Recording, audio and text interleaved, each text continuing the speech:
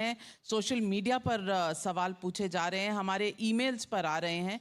क्या पंजाब और अन्य कुछ राज्य के किसान आज कुछ राजनीतिक पार्टियों के मोहरे बन गए हैं? ठीक चुनाव से पहले एमएसपी के कानून के नाम पर हुड़दंग मचा रहे हैं और आम जनजीवन को अस्त व्यस्त कर रहे हैं। विपक्ष अपने राज्य में एमएसपी पर कानून क्यों नहीं बनाती? अतुल सोनी का सवाल है, आपने इस पर कुछ कहा। एक और सवाल है जिसमें नजर एस धालीवाल पूछ रहे हैं, what will be the future of Indian democracy if BJP wins 2024 elections? आप बता सकते हैं कि कॉन्स्टिट्यूशनल पोस्ट यानी कि CBI, ED, ECI, election commission of India, human rights commission, minority commission रहेंगे इंडिपेंडेंट या नहीं डेमोक्रेसी? देखिए, जो पहला सवाल है किसान राजनीतिक दलों के नेताओं के मोहरे बन गए, ये तो बिल्कुल गलत बात है। किसान तो अपना मुद्दा उठा रहे हैं। स्वाभाविक है कि कोई अगर अपना मुद्दा उठाएगा तो उसमें पॉलिटिकल पार्टी लीडर्स या ऑर्गेनाइजेशन जुड़ सकते हैं। जब अन्ना आंदोलन हुआ उसमें बीजेपी वाले जुड़े हुए थे, उसमें संघ के लोग जुड़े हुए थे। तो इसका मतलब ये थोड़ी कि वो मुद्दा ही नहीं है। मीडिया या सरकार तो ये चाहती है कि भाई कोई विरोध करे ही ना, और जो विरोध करे तो कह रहे भाई आप भाई जो विरोध मीडिया को क्यों आप बीच में मीडिया रोज दिखा रही है क्या हो रहा है? नहीं, मीडिया दिखा नहीं रहे, मीडिया को तो दिखाना ही पड़ेगा। मीडिया नहीं, के पास तो उपाय दिखा क्या रहे हैं, उनके मुद्दे रख रहे हैं, उन पर जवाब मांग रहे हैं, फिर मीडिया क्यों सबकी दुश्मन है? नहीं, मीडिया दुश्मन नहीं है। मैं ये कह रहा हूं कि मीडिया की तो मजबूरी है, उसको दिखाना ही। अगर आंदोलन हो रहा है तो आपको दिखाना ही दिखाना है। थोड़ा कम दिखाइएगा, ज्यादा दिखाइएगा।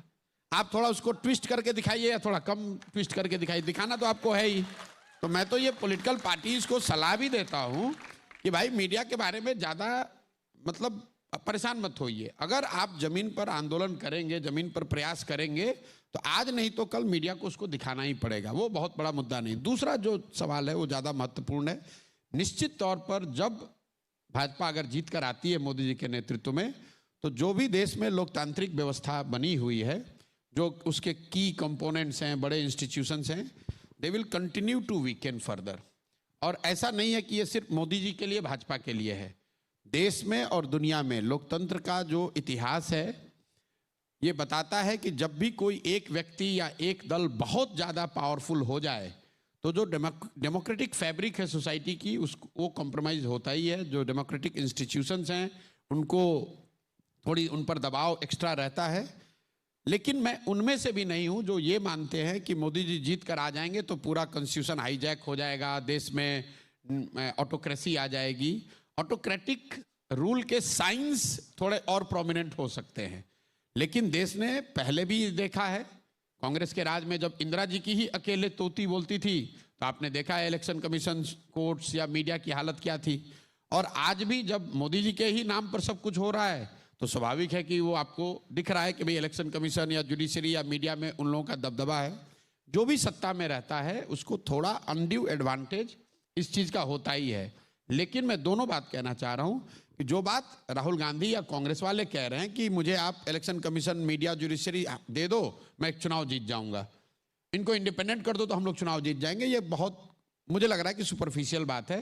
कोई उलट के पूछ सकता है भाई 2014 में आप ही सरकार में थे, तब तो मीडिया, जुडिशरी, इलेक्शन कमीशन सब पर आपका प्रभाव था, तब आप चुनाव कैसे हार के 50 के नीचे आ गए? तो ये आपको बताता है कि सिर्फ इलेक्शन कमीशन, जुडिशरी और मीडिया के साथ में आने से आप चुनाव हारते जीतते नहीं हैं। इन लोगों का प्रभाव है, लेकिन ये पूरे पब्लिक के सेंटिमेंट को अगर बदल देते तो ये जितने मीडिया चैनल के मालिक है यही लोग प्रधानमंत्री हो जाता। इनके हाथ में नहीं है, ये नहीं कर सकते हैं। दूसरा भी तथ्य उतना ही महत्वपूर्ण है कि मोदी जी के आने के बाद से डेफिनेटली, चूंकि जैसे इंदिरा जी के जमाने में देश ने देखा, इस रूल में भी हम लोग देख रहे हैं कि जो की डेमोक्रेटिक इंस्टीट्यूशंस हैं उनके ऑटोनॉमी पे, उनके कार्य करने के तरीके पे कुछ ना कुछ प्रश्न चिन्ह या सरकार का दबाव है। और दबाव है, वो दिख रहा है लोगों को, उस पर चर्चा होगी ही होगी। लेकिन ऐसा नहीं हो सकता है कि मोदी जी जीत कर आए और देश में अब उन्हीं के ये चाइना हो जाए, इंडिया। ये संभव नहीं है। जो लोग ऐसा समझते हैं उनको घबराने की जरूरत नहीं है। It's time we also show our resilience कि भैया 24 में चुनाव जीत गए, इसका मतलब ये नहीं कि पूरा देश आपको मान लिया और अब जैसे आप चाहोगे आप पुतिन की तरह चलाओगे या चाइना की तरह चलाओगे। देश में वो नहीं हो सकता है। 130 करोड़ जनता है और अभी भी 15 राज्यों में विपक्ष की सरकार है। जनता बहुत होशियार है। वो अगर दिल्ली में मोदी जी को वोट देती है, राज्य में उनके विरोधी को जिताती है ताकि बैलेंस बना रहे। आप गांव देहात में जाकर पूछ लीजिए लोगों से, पूछिए भाई मोदी जी को दिया था लोकसभा में वोट, विधानसभा में उनके कहने पे क्यों नहीं दिया?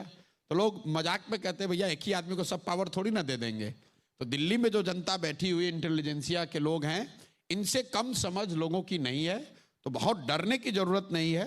ठीक है, मोदी जी जीत कर अगर आ भी जाए, बहुत बड़ी जीत लेकर आ जाए, तो जो पहले से घोषणा कर रहे हैं कि बहुत बड़े बड़े निर्णयों के लिए तैयार हो जाइए, तो भैया हम लोगों ने तो डीमोनेटाइजेशन के तौर पे बहुत बड़ा निर्णय उनका देखा ही है, जीएसटी के तौर पे बहुत बड़ा निर्णय देखा है, और भी कई निर्णय उन्होंने लिए हैं, देश ने उसको देखा है, किसी को अच्छा लगा किसी को अच्छा नहीं लगा।